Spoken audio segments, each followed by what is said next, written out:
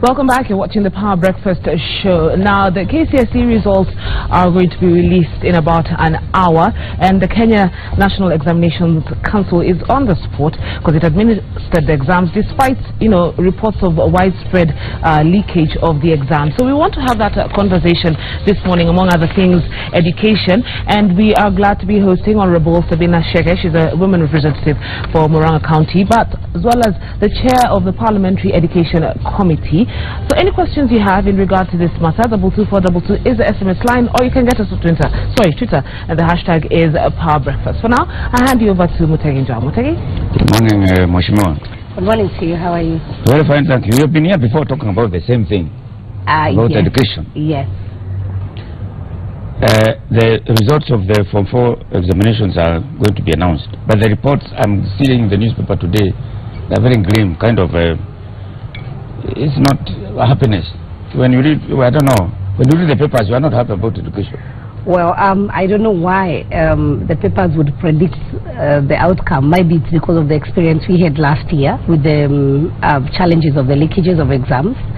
And so maybe that's why the newspapers are predicting. But for me, I'm very optimistic. I'm waiting to hear what the new minister says about the examination, about the management of Kenya National Examination Council, about responsibility of teachers and also parents, because education touches every homestead.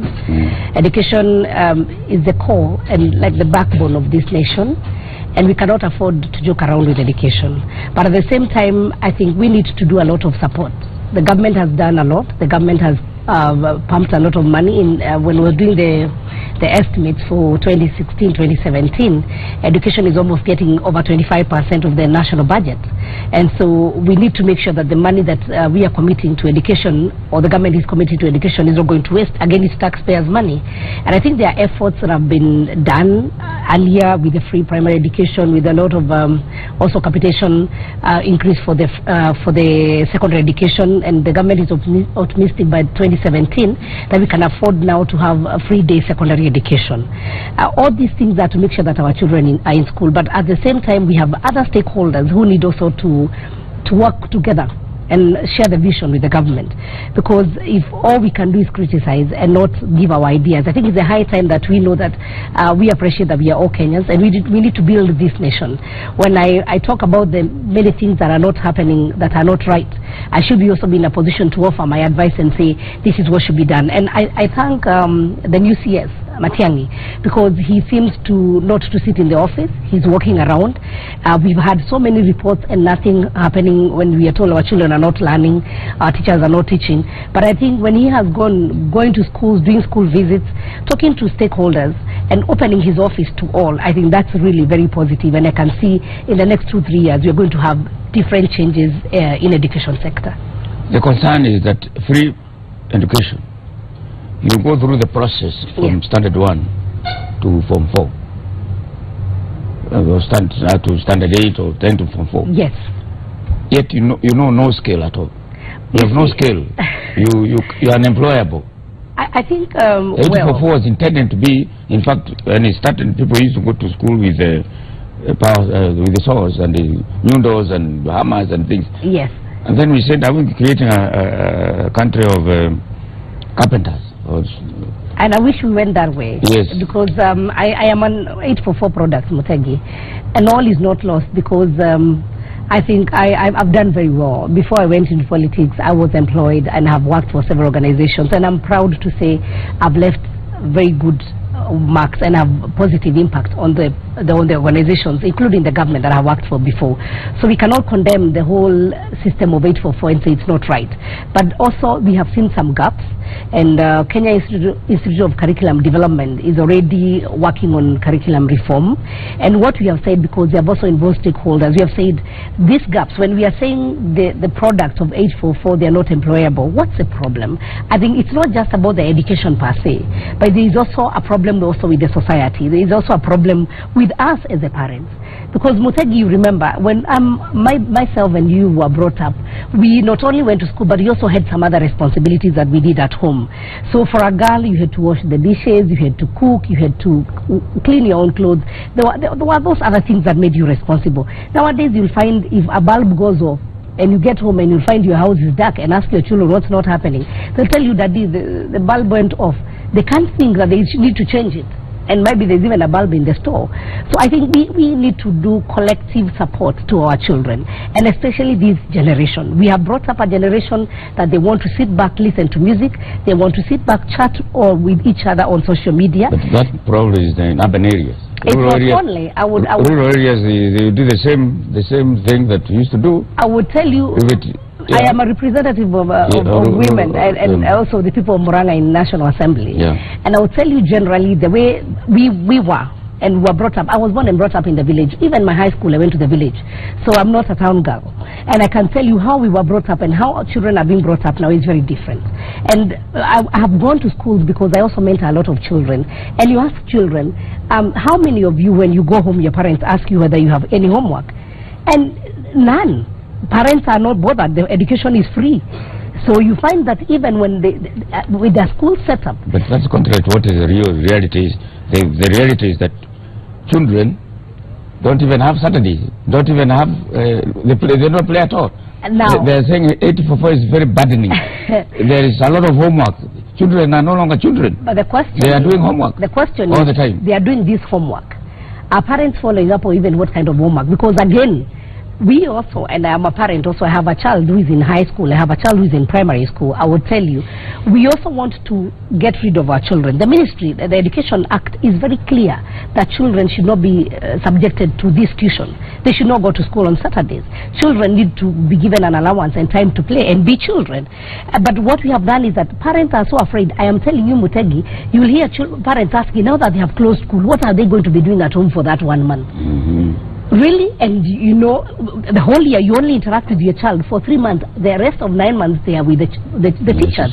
So we have left parenting and the responsibility. Our teachers know our children better than we do. And that's why I say, as the government places more effort, as we want also to point to the teachers can also not now, you know, our time, yes, there was corporal punishment. We used to be beaten thoroughly. But nowadays, of course, that is illegal. But you see, even now, the attitude of children towards teachers is very low. Whether it's the teachers to blame or whether it's the parents to blame, it is actually something that we can have a discussion about it. So we as a nation, we need to work collectively, we need to help each other, we need to make sure that we support the government effort, not just reading the papers and saying our education is really not good. And I'm very optimistic with the new curriculum that you have proposed, and which they are going to pilot from next year, and hopefully by 2018 that the new curriculum comes on board. We are also looking at, personally, even as a leader, we are looking at now trying to tell our children, the way you said carpenter and carpentry and plumbing, it is not really an in thing, is a job for the people who have not gone to school. That is not correct. Actually, the people who are now going to be artisans, the people who are now going to do those kinds of jobs, who are going to be plumbers, the people who are going to go to carpentry, they will earn more money. The people who want to learn about electricals and everything else, they actually earn more money than the white-collar job, than the people who are reporting with ties and going to work in the banks or in offices. I think we need to start marketing the technical education. We need to start marketing it, and that is the reality, not just marketing it, because the reality of the matter is that is where this nation should be going. We need our country to be an industrial country, but we have seen a lot of imports. I went to one of our retreats, and the sweets we were taking are not from Kenya. Are we serious? You cannot even make sweets in a retreat in a hotel in Kenya. We are taking sweets from Malaysia or a different country. I think we need to start moving towards industrialization of this nation, because we are complaining our youth have no jobs, and it's true they have no jobs, but there is a lot that they can do. Personally, I have decided this year I want to look for my youth who have scored at least D+ and make sure that I support 35 of them, because I have 35 wards. I support them this year, and specifically I want to support them to go and do plumbing, because I built a house and have been very disappointed that we don't have plumbers in this nation. And the ones we have, they're very expensive and not doing a very good job. So we need to start supporting our youth. For the members of parliament who have the Constituency Development Fund, the CDF, for the governors, they need to start supporting our children to go to technical institute, not just giving bursaries for high school or for the universities, but we also need to look for this vocational training and train our youth and support them. We have been joined by Honorable Daniel Karaba, who was a former teacher and now a senator in Kirinyaga. You were a high school teacher for years. I have taught for many years, Mr. Mutegi, including your school where you're teaching. Yes, Kangaroo School. Yes. I was also there. Now, transition from 4 to university, the figures are dim. Out of 500 and 500,000 students sitting for Form 4, only maybe 60,000 go to university. That's why now we come in. What do we do? Because the technical education is not developed, but many technical schools were taken to be university, like Kenya Science, Polytechnics, and all these Karatin. Why that transition is not good? It is true, Mr. Mutegida, that it is alarming. And the other day I had a discussion with the Minister CS for Education, Mr. Matiang, the other day, in fact yesterday, the other day, on Tuesday, and he agreed with us that it is necessary that at least the campuses that are coming up should not be taking over the polytechnics which were there before.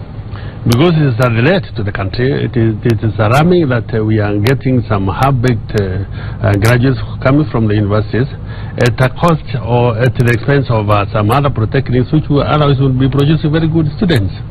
And that was the case before. The case scenario in 70s was that you could get very good students coming from Vika Technical School, Nyeri Technical, Muranga Technical, and Orova and Shabakari. And to us, what is amazing is that most universities are now converting our former technical institutions to campuses. And that one we are also saying no. We have come up with a policy, we have come up with a motion, a bill even, that universities should not be taking over campuses. The Commission for University Education should be thinking about it, and they should be coming up with their own projects and their own campuses instead of taking over others. Let me ask you, for instance, in Kirinyaga, they used to have a Kirinyaga Institute. We used to have Kirinyaga Technical Institute. Which now has become a university. It is already a Kirinyaga Technical University. Now, what do you replace that with? What do you have now? For people who are finished from 4, they will not be able to go to Kirinyaga Technical University. Where will they go to? That is an example that I'm trying to give. That the students who used to go to Kirinyaga Technical Institute now cannot go to any other place. What the universities are doing now is to lower the grades of admission to the university, by the university students, to me, which is not acceptable. We used to have the C+ as the minimum requirement for university students, but these days you can get them even lowering to accommodate students who otherwise would have gone to the technical institutes that they used to go before. So that is what is really costing us in education. So what are we going to do? Because we need, as you said, we need plumbers, we need carpenters. Yes. We need people to mend our shoes. Mutegi, I think I need to update Mweshimo on where we are now. Yes. Because when the Jubilee government came, there was a promise that we are going to have a technical training institute in every constituency. And that is what is happening now. And we started, we built 60 of them. We are now in the process of equipping, and this year there are other 70. And the vision was for Jubilee government was to have a technical institute in every constituency. So yes, we lost Muranga Technical and became Muranga University, but now we are going to have a technical institute in every constituency. So I think the bigger problem, what Mweshima is talking about, university taking students with lower grades, it's not for degree programs. What happened is that universities are also now even offering the certificate and diplomas, which as a committee we have said no. We should allow colleges, and universities should mentor colleges so that they are able to bring up the students for them. Then from colleges, then they can join universities. We also have made a very big milestone when we did the technicians and technologists bill, which now enacts now. We finished that reading. That means that when a student even from class 8 decides to go to village polytechnic, they can now join then technical training institutes. From technical training institutes, they can now go to technical university. And like when we have seen Kenya Poly now, which is the Technical University of Kenya, we have now another technical university in Mombasa, the Pwani one. And I would also propose that also Muranga University, which was also a technical training institute, becomes also a technical university, so that we stop our universities being a jack of all trades and a master of none. Because every university want to offer every other course and everything. And now what happens is our lecturers are moonlighting. You teach one lesson in Kenyatta University, you run to Nairobi University, then you take a boda and run to Murang'a. And at the same time, the quality of the education that we are getting from university institutions is not good. So all is not lost. And I would like to encourage Mheshimiwa, especially at the Senate level. I have not seen much being done by the governors about polytechnics. Our polytechnics, we need to rebrand them. They are still being called village polytechnic. And of course, human psychology and nature. When you leave a primary school and then the polytechnic is just where one of the classes that was in your former primary school and now you're being told to join there, you become shy because you feel like you have not really got. I wanted to raise that matter. Village polytechnic. They are rebranded. Yeah, they are called our vocational centers. Exactly. Exactly. And we need to tell our governors they need to brand them well. They need to renovate them. They need to equip them so well, such that if somebody goes to Form 4 and another person decides I want to take the route of the technical and go to the polytechnic, by the time you are clearing Form 4, I'm also clearing I've finished my 2 years and I've joined the Technical Training Institute and I can join university even if I didn't go through the secondary education and I can join a technical university. I think that's the way we are going now to encourage more youth to join the technical. The report you have is that, I don't know whether that is accurate, that there are no takers. The polytechnics are there, but there are no students. That's they don't want to go there. I think that is the problem that we are having with Mutegi. Yes. Because what is happening now is that the universities are in a hurry. And the hurry is that they have to take anybody else who is qualified because they are offering both diploma and certificate. And what we are trying to discourage is that we must have a line, a clear-cut line, where somebody can start from class 8 or joins in Form 4 in a vocational center and proceeds up to the technical university.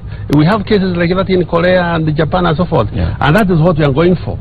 So if the government can allow us to stay clear of what is coming with the mushrooming universities, we can now stick to what we are saying the bills. The bills are already there. Even in the Senate, we are coming with the recommendations that we should not even encourage every other time students go to the university, they should join the vocational centers, then polytechnics, and it is there.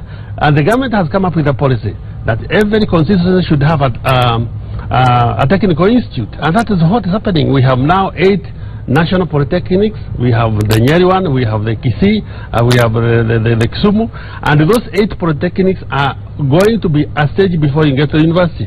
So the government is clear, and we are happy with it, that we are going to provide technical knowledge in our low cadres to a point where they can even do degrees in future.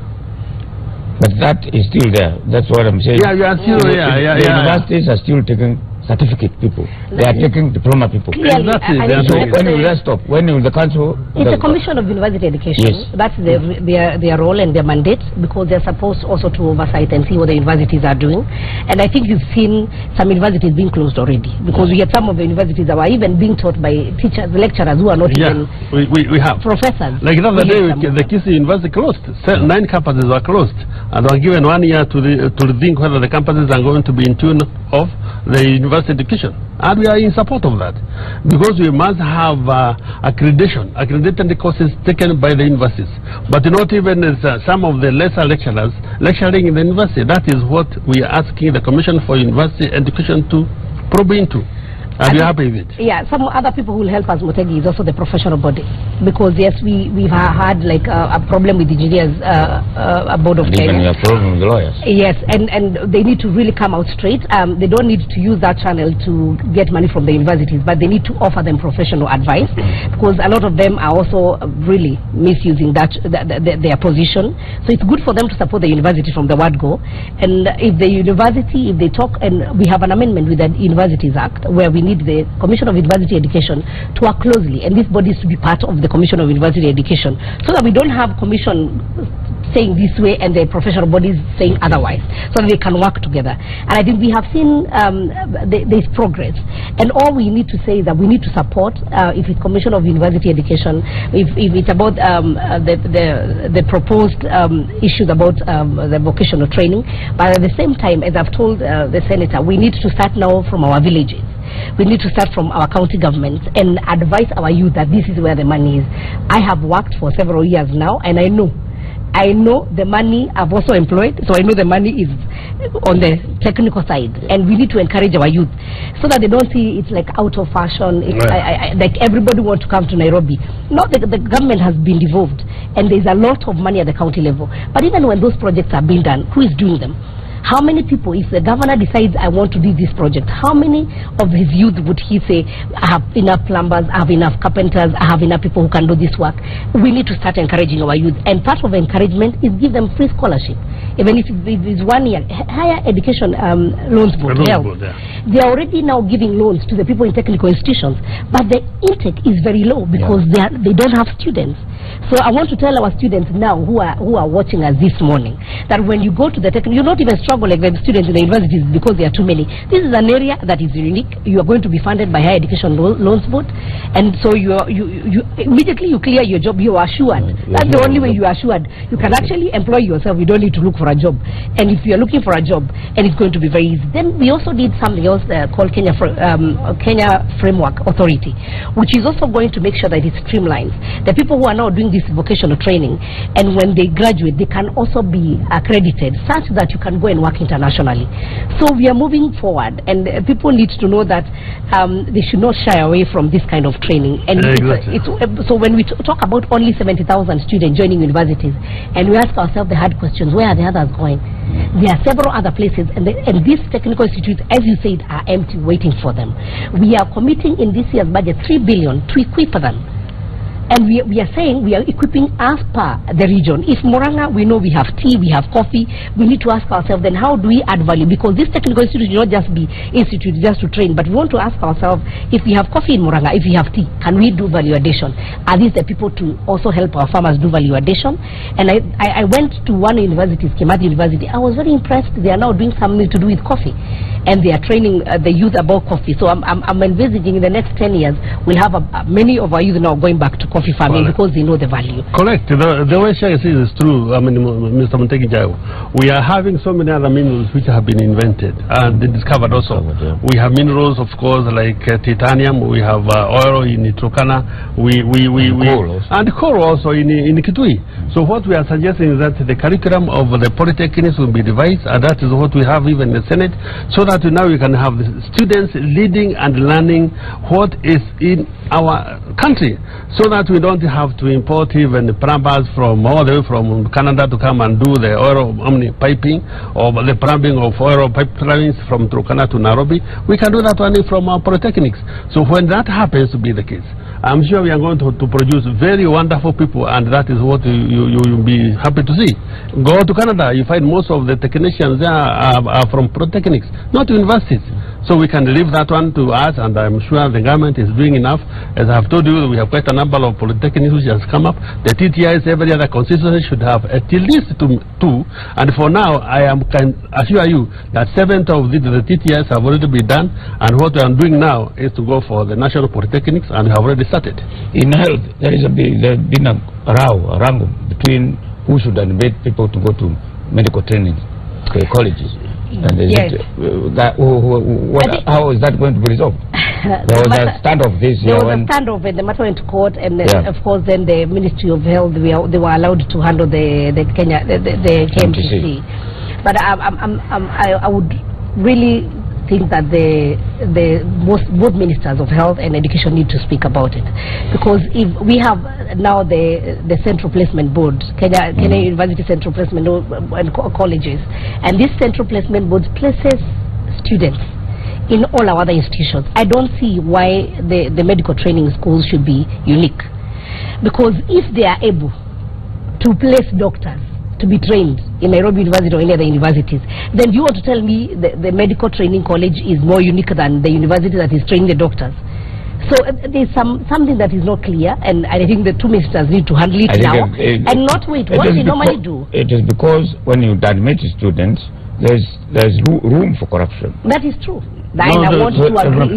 If the corruption is there also in education, and I think that's what I'm saying. And the timing, they always wait to admit, Then when the students are reporting, then they cause, there's chaos, and because the students have already paid, they are reporting, now we cannot touch, let them report. But I think we need to ask ourselves, what about next year intake? And now these two ministries need to talk. And I think, and I want to say, medical training schools are not unique. If we are admitting doctors, the placement board is also admitting doctors. Everybody should go through that process so that they are fairly judged, so they are fairly placed. And if I have chosen myself, I want to go to the medical training school, I don't need to go and start paying some other fees, extra fee, and also going to do some bribing so that I can be taken in these schools. We need the placement board to handle all placements in all the colleges and universities. Well, what do you say about school grading? The results are coming out today. There is a move by Parliament, to rank schools. And the government says no. As far as I can contribute in that one. Yes. Ranking of schools is a thing of the past, because we must also find out why are the teachers and the schools going for the ranking. They must have done something that they think they will make them be ranked highest. So for that matter, therefore, we are thinking that the ranking should not even be encouraged. It demoralizes some of the students who might have worked very hard and then they are never ranked because of one or two reasons. And the reason why the ranking should be stopped is that we are going to encourage a lot of corruption also in education. We are going to encourage a lot of cheating, and we are going to have a lot of very many teachers involved in wrangles, which of course will culminate into unfair treatment of students, unfair grading, and unfair also admission to the university. Whether they grade or not, some schools will be top. Some schools will be top, but that is very fairly. I think about ranking, it's very interesting and how it's done.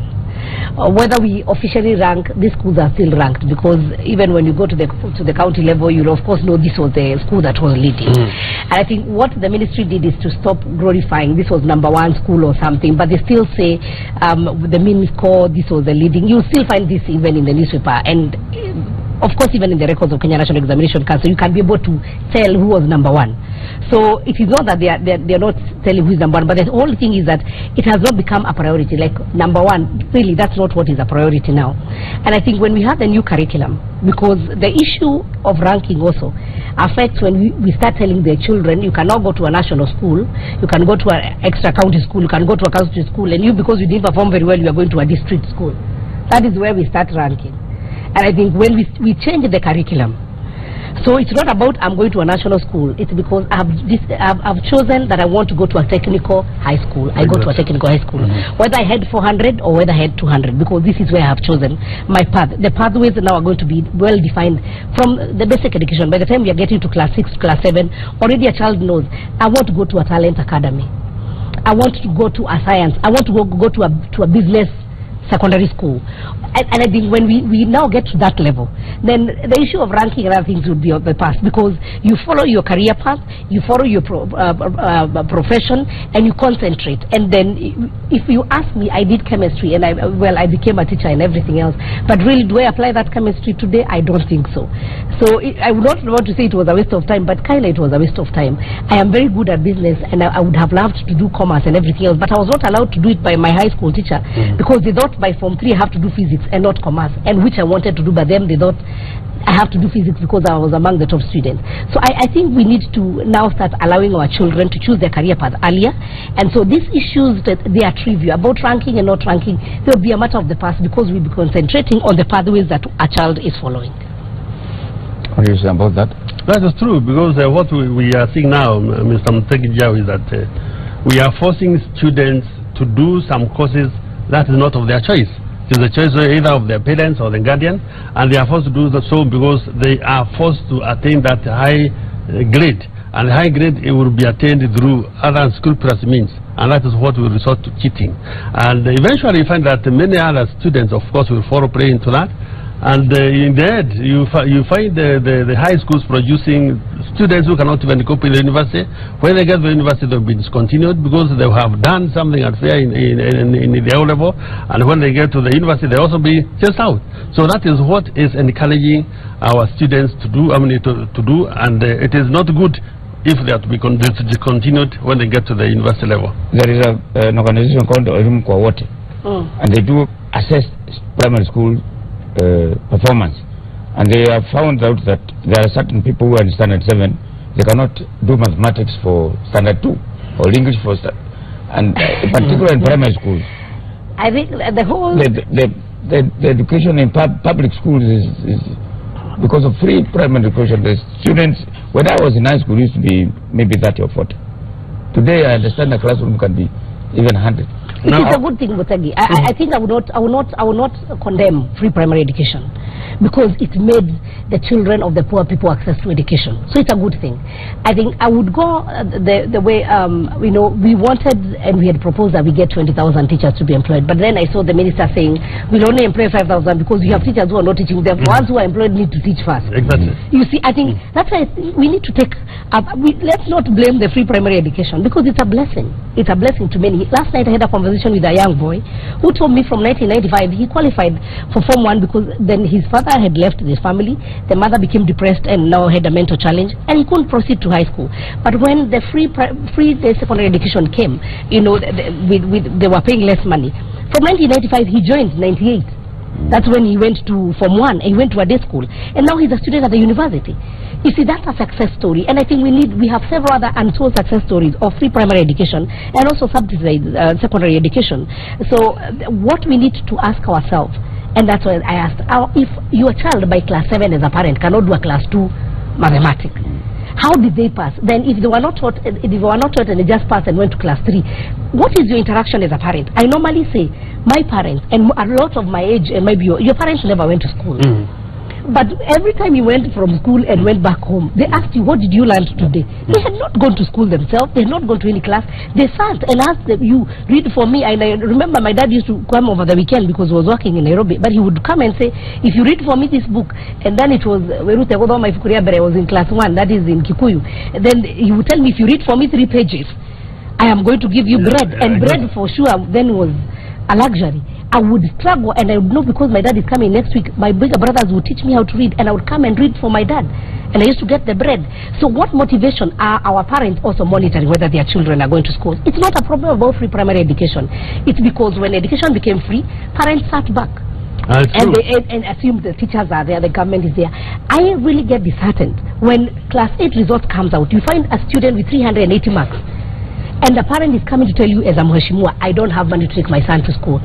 And you ask the parent, so for the 8 years, what have you saved? Nothing. You know, nothing. It is good to put some effort. I had a case of a lady who picks tea. She's actually a casual laborer.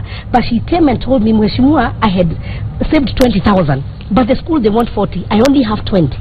That one, you even give 20 from your own pocket very fast, not sending them to CDF or anywhere. Because you can see the parent had some effort, and for sure she's a casual laborer. But you find others, because the education is free, the government will take my children to school, and that is it. Our parents didn't go to school, they didn't have offices, but they struggled. I remember, because then the tea was also doing very well.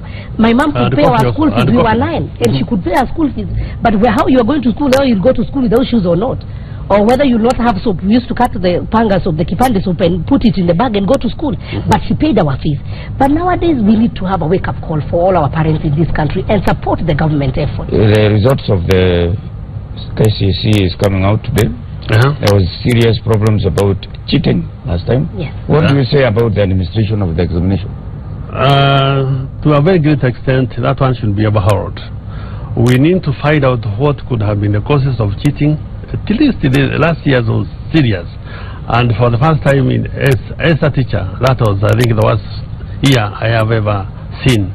So I'm asking the Minister of Education and the Kenya National Exams Council's personnel to make sure that in future such thing will not have happened. Because what we realized was that the mobile phones were used to transfer the technologies, and some of the boarding schools which were never around even the mobile phones to be used in schools were disadvantaged.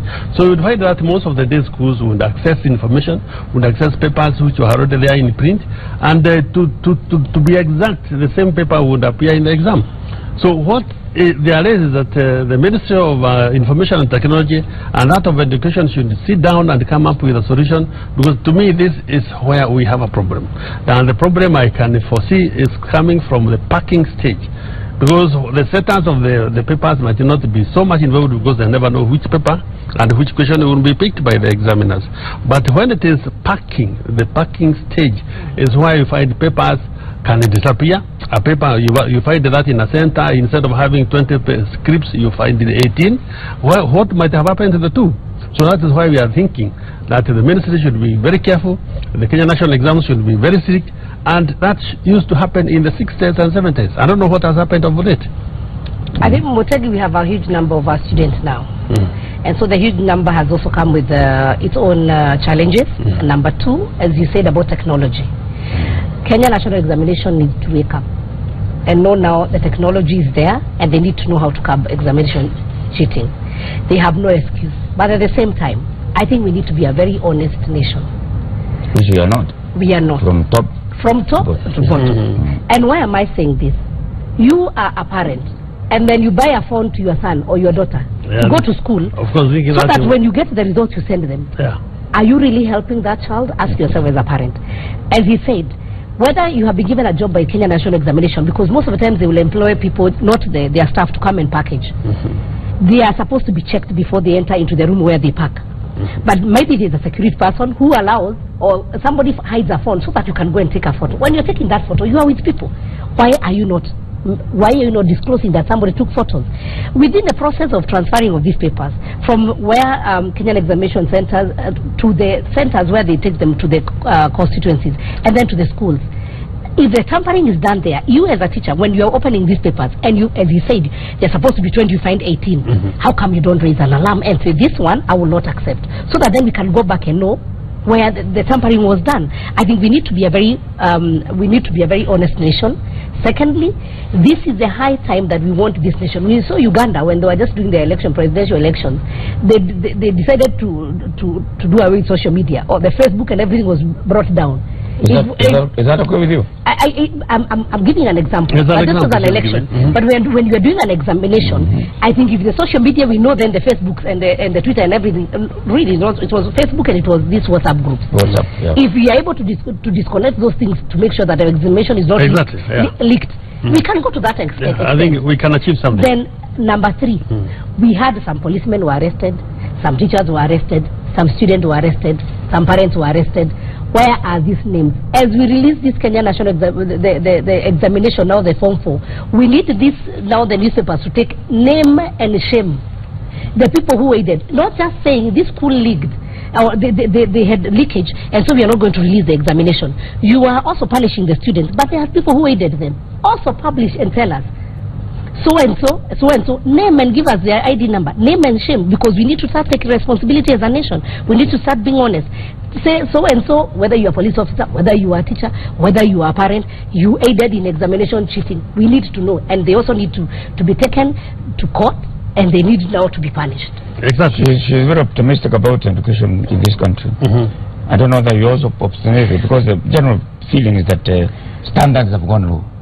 No, they are still doing very well, considering that when you are in school, Mr. Mutegi Yao, those are the days when there are 2,000 students in the university. Today, a university will not even be comfortable without 20,000 students admission. So how do you cope with that very large number? How do you cope with the number of standard 8 and standard Form 4 going to the university? So that large number should be coupled with the large number of teachers and also instructors and the inspectors. That is missing in our Ministry of Education, and that is what we ask the ministry to do. If the number of students is going to be high, of course they should also increase the number of teachers to make sure that the teaching is done properly. So the cheating also comes in when it comes to unequal opportunities in schools. You find a student who has not even been taught and he wants to go to the university. Certainly if he got a paper to collude, he will go ahead and do it. And if that student was taught properly from Form 1 to Form 4, he will not even be bothered about cheating because he knows that he's going to pass. Problem is that the teacher, the student, the school also would like to be rated like they have done well, so the cheating continues. And that is why you are saying that the ministry has a responsibility to make sure that the Kenya National Exams Council is prompt to the letter. And those who are involved should be put to shame. I think my call to the ministry is that, and also to the Teacher Service Commission, is that we need to revamp our quality assurance department. When I was taught, when I was a student, we used to have they were called the EOs. Yes, and they used to come, and I could see the teachers running up and down. We know the teachers, of course, it was a must for you to have a lesson plan. Yes. There was no shortcut about it. Exactly. And it was updated, and so if you missed a lesson, you had to create your own time so that you're not left behind. And you know, we have this university, this new schools that are called Bridge. And the Bridge universities, the Bridge schools that have come, they're primary schools. And what I've seen, they have one like a lesson plan, and they have one plan that they share across the whole country. So if one school in Bridge they are being taught this lesson, all the other schools are being taught the same. And I think we need to start now working on our quality. From the Ministry of Education, from the Teacher Service Commission. The ones who are quality assurance, now I think they are being called curriculum officers now with the Teacher Service Commission. They need to be put in the secretariat so that they have authority. Some of them are former head teachers, but not because they are just like teachers and now they stagnate there. They have no authority. They are going to talk to a head teacher who became a head teacher and now is on a higher grade than them, and they are coming to inspect them. Some of them, they will even, the head teachers even give them fuel or lunch, go eating lunch. It's really, they need to work on the quality assurance. And once we do it, yes. We must end the discussion because we are running out of time. And I hope the people in the ministry and the examination council have heard the views of these honorable members of parliament and do the changes that are necessary. Thank you very much. Stay tuned.